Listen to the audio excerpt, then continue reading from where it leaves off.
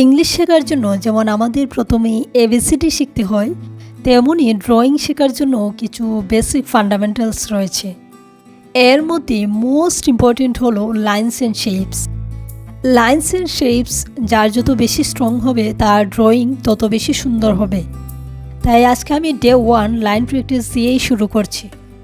এখানে আমি news print পেপারে প্রথমে হরিজন্টাল লাইন প্র্যাকটিস করছি, দেন ভার্টিক্যাল লাইন প্র্যাকটিস করেছি।